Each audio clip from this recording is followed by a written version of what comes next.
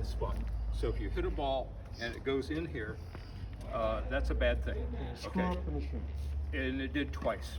I just spent about 8 hours repairing this thing, basically tearing the entire machine apart to fix a problem. Basically what happened is, in this last case, as you can see, this is a pretty compact machine. So the inside of the machine is taken up with the mechanical parts and electrical parts. So there's not a whole lot of room for anything else in there. So what happens if a ball does go inside? It screws up the machine. No, No, but I if mean, you you shut don't want it, but You stop and you put your hand in here. Wait, let Jim, Right, let so Jim let me go through this. Are you Okay. videotaping So- too good? Because so I'm the not last sure I'm time- getting this. The last time this thing had an issue, it actually broke the shaft on one of the motors, a steel shaft. And the reason it did that is that there were 7 tennis balls jammed inside this machine. Okay, so if you, in the course of play, happen to hit a ball inside, that's not a disaster. But what you need to do is to unplug the machine. Okay, don't turn the switch off, unplug it. Make sure there's no power coming to it. Inside the machine, if you can get a close-up on this, okay, and I'll kind of tilt this back so people can see. Okay, there are 2 wheels here, okay? And these things, if you've ever seen a baseball pitching machine, Oh, yeah. it works on the same principle. Okay, so you've got the bottom wheel that rotates one direction, the top wheel rotates in the other direction, and as the balls come through the machine, they get squeezed between the two and shot out. Okay, so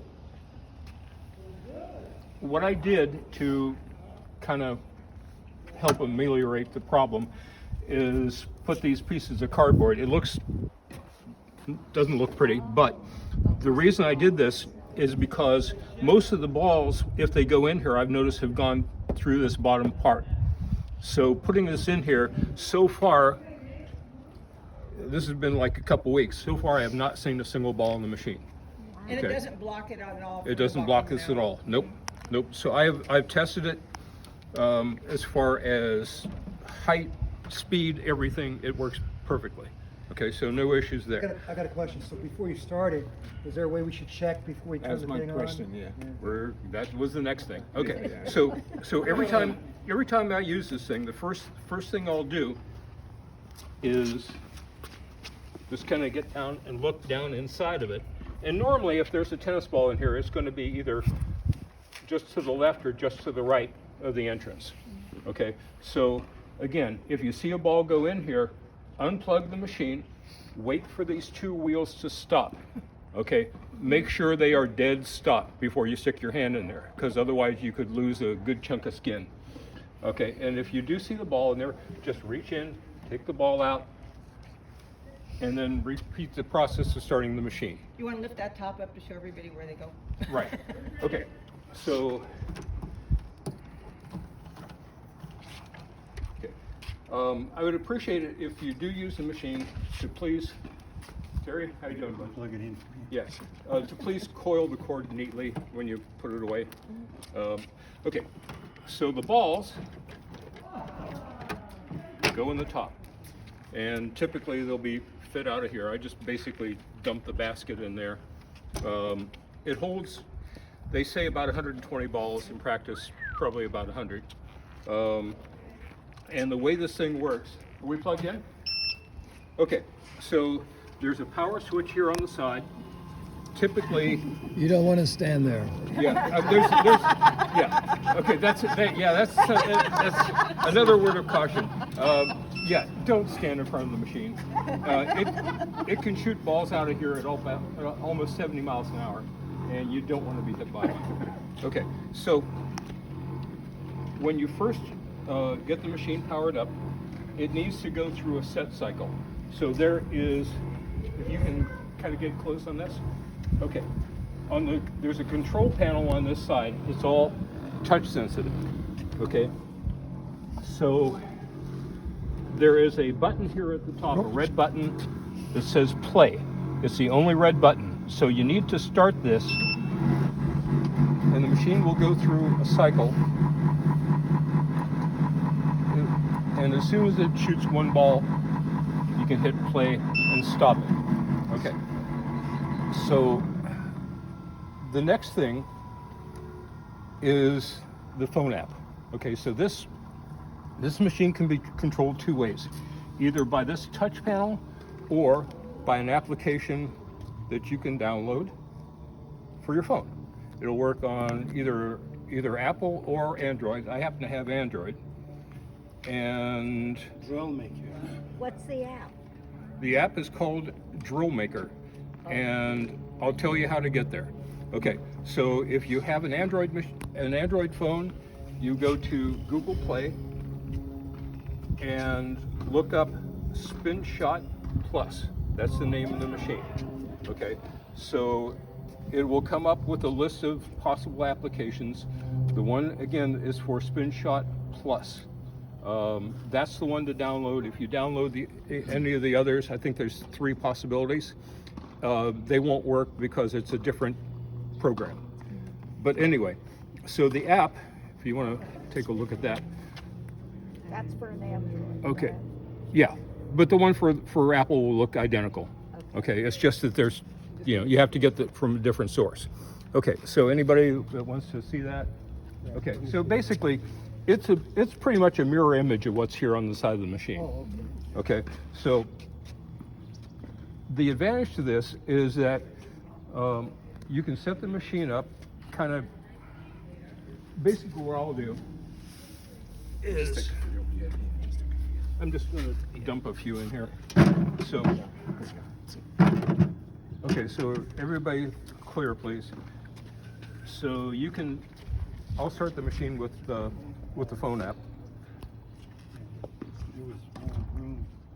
By the way, this connects via Wi-Fi, not Bluetooth. Okay, this machine has built-in Wi-Fi. So you need to make sure that your phone picks up the SpinShot on the Wi-Fi. Okay, so anyway, once you've got the balls in the machine, next thing you want to do is set up where you want the ball to go. Okay, so right now, this is set on what's called No. one line. Okay, in other words, this will shoot the ball to this basically the same place every time. Okay, if you want to say hit a, okay, that's a backhand. If you want to hit a forehand, you just turn it that way, and it'll just keep shooting the ball into the same spot, same speed, same height until you make a change. So it's a physical movement, not a programmed movement to switch it from side to side. No, just easier to do it that way. Yeah. So you're right. So yeah, and so there are multiple modes for this. Okay, what I just showed you is called one line, and on the app and on the panel here, there's a single dot. Okay, so that means it's going to shoot the ball the same place every time. There are also a 2-line mode which you may want to use. Okay, what the 2-line mode does is it'll shoot one forehand, one backhand, one forehand, one backhand. And in that mode, you can also differentiate the height, the spin, and the speed. Okay, so I don't want to get too far into that because that's kind of going down the rabbit hole, and that's more time than what we've got here. But the big advantage to this is that you can set the machine up the way you want, and you can walk to the other side of the court, hit start, and you've got balls coming to you. And if you need to interrupt it, you just hit pause, and it'll stop. Okay, so you don't have to walk all the way around. Run over there. So normally, you have to run over there. Right. Try to get that first ball When you coming turn out. it off, does it reset so you don't have to worry about someone else's setting? Nope. Yep. So, okay, so when you set the machine up initially, okay, so this machine basically was set up for me yesterday. Okay, so that's the kind of shot that I'm hitting. You can also vary the speed, vary the height, and vary the feed rate. In other words, how fast the balls come, one after another. As an example, right now this is set on speed 18, and it's 18 out of 20. 20 is the max. You don't want to go sit probably below 10, or you may not get the ball over the net.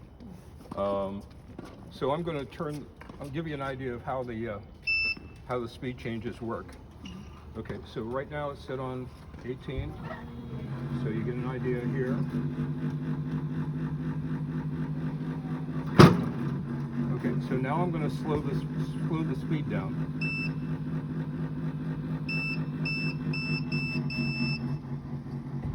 Okay, so now that's on 12.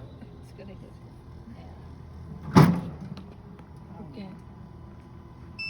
Okay, so that's probably a little too slow. Unless you want drop shot. Okay, and also you can change the height. So if you want a ball that's going to give you more clearance over the net, you can change that as well.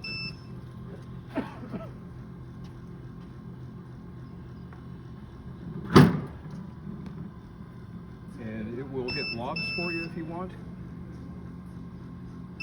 Will it hit a Laura lob? I have no idea what that is, but I know. okay. So anyway, that gives you an idea. Okay. Also, you can change spin. You can have it give you top spin, or you can have it give you back spin. So if, for example, when I play, I tend to play people who hit the ball pretty hard and with a lot of spin. So when I practice, that's where I set the machine for. But note that the more spin and the more height you add, the slower the ball's pace is. Okay, so those wheels only rotate so fast, and by basically adding spin, just like if you're hitting a forehand, if you hit with a lot of spin with the same amount of racket head speed, the ball will come slower than if you hit it like completely square, completely flat. So anyway, that pretty much like covers the basic operation of this. If Okay. anybody has any questions, ask. Would you give people, I don't know if everybody here has the combination to where that's located. If they'll take the combination to the lock for the, store.